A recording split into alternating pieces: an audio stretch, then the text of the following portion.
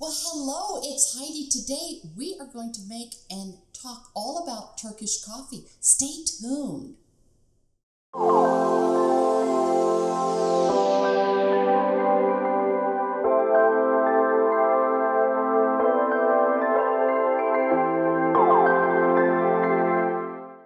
hello and welcome. It's Heidi, and we are going to talk about Turkish coffee today. You don't want to miss this. Such a cool story, cool origin stories, beautiful people, beautiful coffee. So no passport needed. Let's go. I'm gonna make Turkish coffee for you today.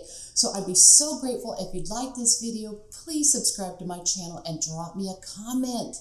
What do you think about Turkish coffee? Do you love it? Have you been to Turkey? Are you that lucky and experienced some Turkish coffee? Well, let's just get started. I actually have a traditional Turkish coffee pot here. It's called a jevri, and I'm going to get this coffee rolling for you. So this is my Turkish coffee cup, beautiful by the way, and I have put in 2 cupfuls of what my cup will hold of water in there. And then I have actual beautiful coffee from Turkey, and I will put in 1 for each cup, a little rounded teaspoon for each cup.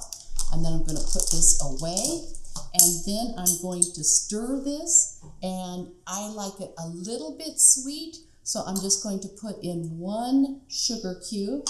And you do all this prior. This is how you make Turkish coffee. You stir it all up. You do all of this before you put it on the heat. Once you stir it up before you put it on the heat, that's it. You do not touch it. That's a top tip.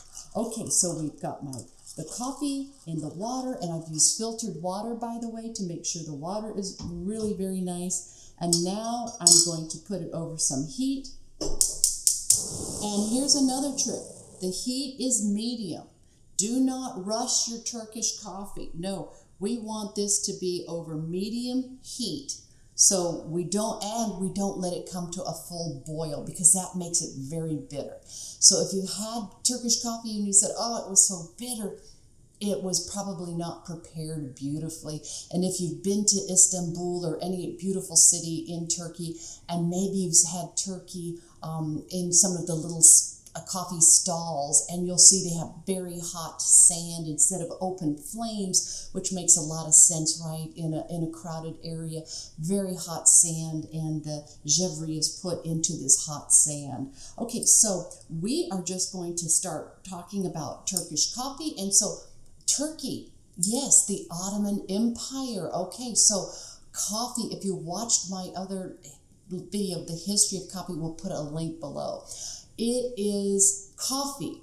I wrote a dissertation on this. The history of coffee as a metaphor to help explain cultural differences. And coffee in Turkey, it's part of the culture. There is a saying in Turkey that you'll receive 40 years of respect if you offer someone a coffee.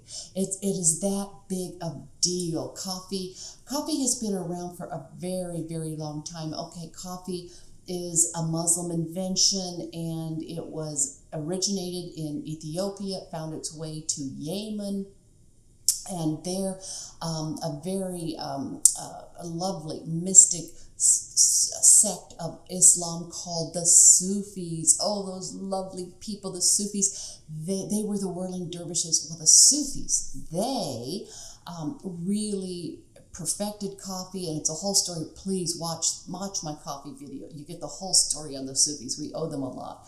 But their Sufis were in Yemen, yes, at the port of Mocha. Okay, so the Yemeni coffee is absolutely beautiful. They're growing coffee there. And the Ottoman Empire is in full swing. And so the governor of Yemen at the time, he delivers some beautiful coffee to Istanbul. Yes, and because they were not drinking, they were really not that introduced to coffee there in Turkey yet. So they are introduced to coffee by the Yemenis, and they go crazy for it. And I better keep watching my coffee here. Okay, so now I'm starting to get a little bit on the top, And what I'm going to do is, because the Turkish coffee is all about the crema. Yes, we want to have that beautiful crema. So I'm going to take the first little bit of crema off, and I'm going to put some of that into my coffee cup. Yeah, I just take some of the first little bit of crema that is coming onto the top of the, I don't know if you can see this without burning or dropping it, but a little bit of crema, a little bit of foam, if you will, started coming on that. Okay, so, and make sure my heat is not too high. You cannot rush Turkish coffee. Okay, so we're just really watching this. We don't want it to boil. It cannot come to a boil, so I'm just really, really going to watch this. Okay, so what happens though? So the Turks at the time, Constantinople, okay, it's a gift from the governor of Yemen, and this is to Solomon the Magnificent. He was a sultan at the time. Oh gosh, yes, and this is smelling so good. I wish you were here. So Solomon the Magnificent, he starts drinking coffee and absolutely goes mad for it. They open up the first coffee shop in Constantinople, which is present-day Istanbul, in the year 1555. Everybody's crazy about this coffee. It's wonderful. It's in 11 years, it went from one coffee shop to 600 just in Constantinople, because it was just everybody just fell in love with coffee. Then we have a new sultan comes in, Murat III, and he is just not quite feeling coffee. I mean, he loves the coffee, but he's not happy because everybody's in the coffee shops. And there was a saying at that time, we're talking, in the later 1500s or so, and they're saying, hey, there's more people in the coffee shops, the coffee houses, if you will, than in the mosque, and what are they talking about in these coffee shops? I don't know. Murat the third, okay, so he says, okay, coffee, it's forbidden. No more coffee, because I don't want anybody in these coffee shops. I want everybody in the mosque, so now cool it on the coffee. Well, it was so ingrained in the culture, people said, yeah, and the police just looked the other way because they like coffee too. So that went on, okay, for a while, and then we have someone new comes in, and then the new sultan says, I don't think this is going to work. And in 1633, I mean, it is all what breaks loose, because we have now a new person in charge, Mohammed Kalpuli, and he says, this is it. This coffee thing has gone on too long. People, it alters your thinking, and if there's some sort of something going on there, and that's against our laws, our religious laws, and I don't know what you're talking about in those coffee shops. So that's it. And by gosh, I'm bringing the hammer down. And in 1633, they brought the hammer down. And in Constantinople, if you were caught drinking coffee, terrible things happened to you.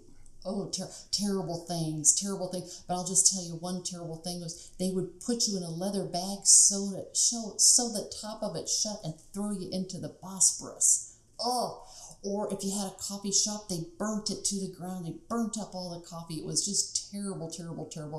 And that went on for a while. And then finally, about by the end of the 1600s, people said, enough's enough. We love coffee. It's part of our culture. That's it. We are just going to keep drinking coffee. So too bad. Okay, so now I have my coffee, and I'm taking it off before it comes to a complete boil, because like I said, that's when it gets bitter. And so now I'm pouring it into my beautiful little coffee cup, and now I have a little bit of the crema on top. I'm not so sure if you can see this. I hope you can. There's a little bit of the crema on top, and it is just so lovely, this coffee. Oh my gosh, it's just such a special treat. And coffee in Turkey is always served with a glass of water. It's quite strong, and it's always served with some maybe little cakes or cookies, and we have some Turkish delight. So I wish you were here because I would love to make some Turkish coffee for you and tell you more about the history of coffee. But the Turks love coffee. They gave so much, they influenced greatly throughout the years, throughout the Ottoman Empire. And oh, may I taste this? Do you mind? Oh, it's just perfect. It's so lovely. Just a little bit of sweetness. Some people, can go sweet, sweeter, or sweetest, 1, 2, or 3 cubes. This is just perfect. So I hope you enjoyed this. I'd love to tell you a little more about Turkish coffee and the history. It's fascinating, but suffice it to say, it was so lovely to be with you. Thank you for joining me. I hope there are many cups of Turkish coffee in your future. Cheers. Salute. Thank you. And as I always say, please be kind. Thank you.